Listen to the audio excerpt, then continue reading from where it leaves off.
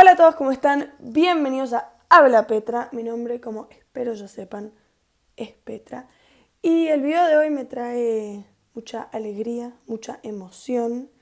Resulta ser que el otro día estaba analizando la biblioteca de casa, no esta, otra que hay. Estaba viendo ahí si se me había pasado algún libro interesante por alto y encontré un libro de mi papá que era básicamente una guía para escuchar la música.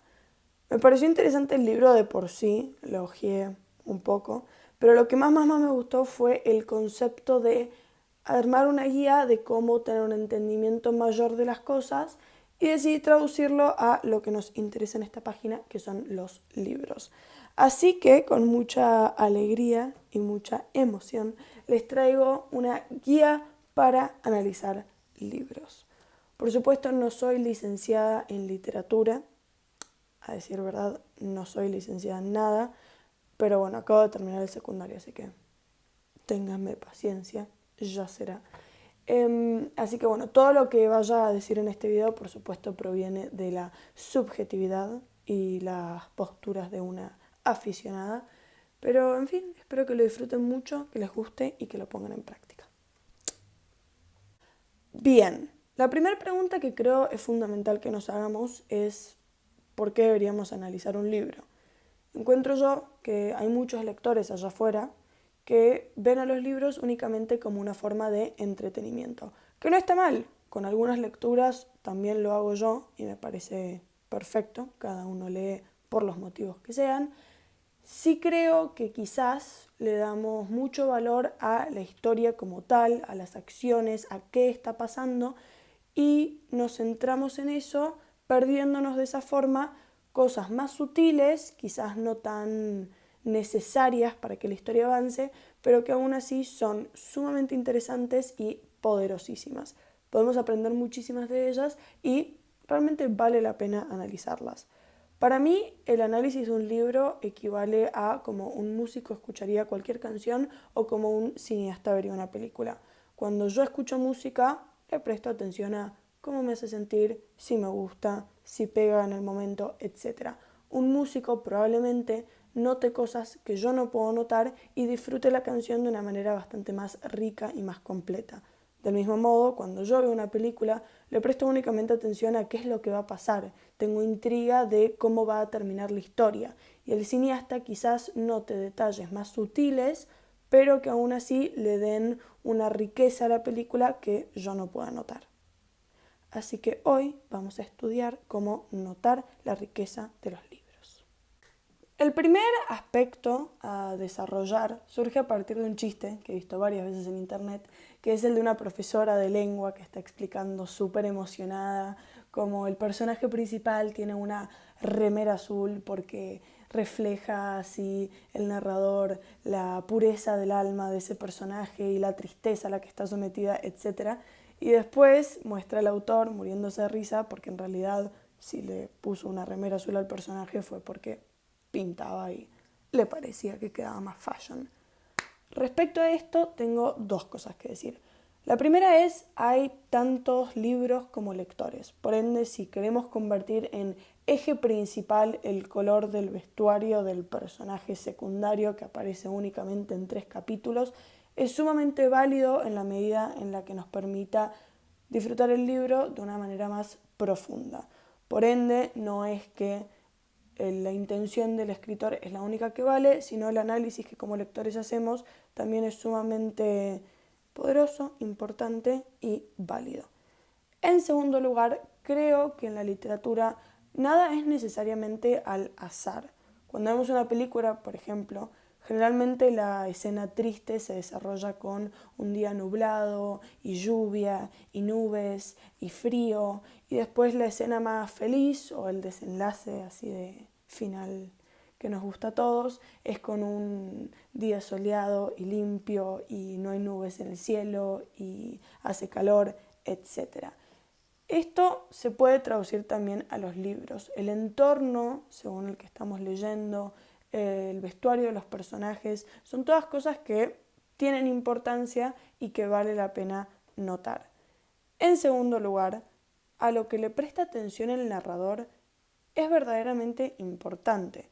no es lo mismo que un personaje vaya caminando por la calle y note suciedad y mugre y bullicio y se sienta asfixiado, que un personaje que esté caminando por la calle y le preste atención a lo lindos que se ven los edificios cuando recortan contra el cielo y lo simpática que es esa vieja tomando el té en su balcón y qué bonitas que se ven las nubes en ese día en particular. Creo yo que aquello a lo que le prestamos importancia, aquello que notamos, es un reflejo directo de cómo está nuestro interior. Por ende, el entorno sobre el cual estamos leyendo es importante, tiene relevancia y no hay que burlarse de las profesoras de lengua por hacer hincapié en eso. Una vez que hemos interiorizado esta necesidad de darle importancia a detalles que a simple vista pueden parecer insignificantes, es momento de pasar al segundo punto, que es el del estilo. Porque de verdad que las palabras que se usan, las frases que se repiten o el vocabulario que se escoge son todas cosas que importan. Por ejemplo, si tomamos un libro que está escrito de una forma muy ágil, muy amena, son palabras cortas, sencillas, no se le da mucha vuelta a las cosas, puede significar distintas cosas que vale la pena sentarnos a desentrañar. Por ejemplo, si leemos Siddhartha de Hermann Hesse, que es un libro precioso, es la historia de Buda, vamos a notar que el libro casi que parece infantil en un muy buen sentido, es como que tiene un velo de cuento fantástico, de mágico, de cuento infantil, de hadas. Y eso se transmite justamente mediante esta sencillez, mediante esta simplicidad. Por el otro lado tenemos otro libro, La familia de Pascual Duarte, de Camilo José Cela, si no me equivoco, que es básicamente la historia de un hombre muy bruto, nació en una familia humilde, sin recursos, no sabe controlar sus impulsos, hace cosas terribles y justamente esta simplicidad del lenguaje y esta falta de complejidad busca reflejar quizás la falta de cuestionamiento que tiene el personaje principal.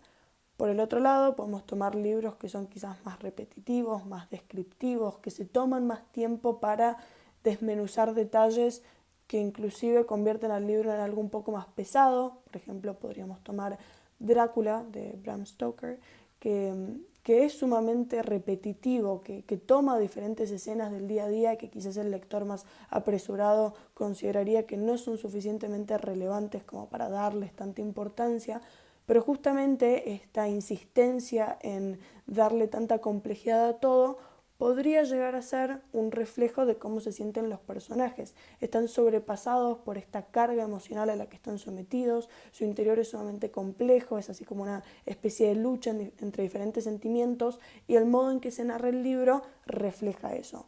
Por el otro lado, podríamos tomar a la literatura rusa, que es caracterizada por su gran entendimiento de la psicología humana, y los libros a mí en lo personal me parecen sumamente fríos, inclusive hasta aburridos, porque hacen esto de explotar cada detalle al máximo, pero así se logra un mayor entendimiento de la persona y nos dejan entender aquella complejidad que se quiere transmitir. Por ende, el estilo es muy importante. En tercer lugar, y este es definitivamente mi punto favorito, es el de tomar a los personajes de un libro como quiénes y no como qué.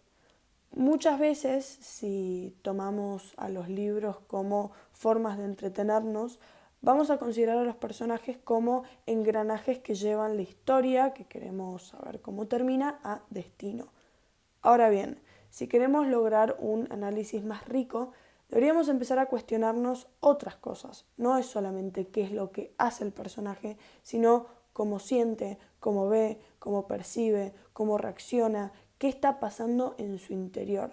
Para mí lo maravilloso de la literatura es que nos permite tener un contacto súper cercano con personas obviamente que pertenecen a la ficción, pero no dejan de estar inspiradas y construidas alrededor de un modelo humano.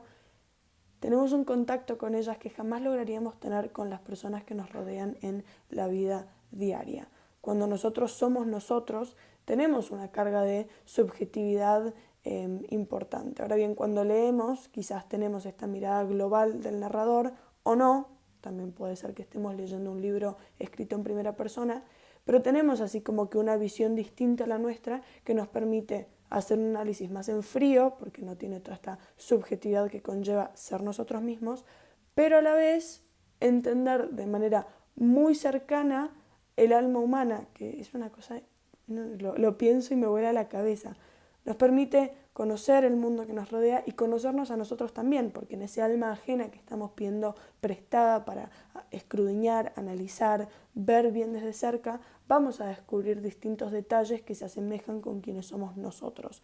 Por ende, si me preguntan qué es lo más valioso de un libro, yo diría que es ese contacto que logramos tener con personas que después podemos trasladar a nuestra vida diaria y nos van a permitir ver el mundo con unos lentes más amplios y más divertidos también. Bueno, esto ha sido todo por hoy. Espero que hayan disfrutado de mi breve episodio en cómo analizar libros. Si tienen algún otro tip, me encantaría que lo dejen en los comentarios o que me lo compartan por privado. Por supuesto, la interacción siempre es bienvenida y celebrada.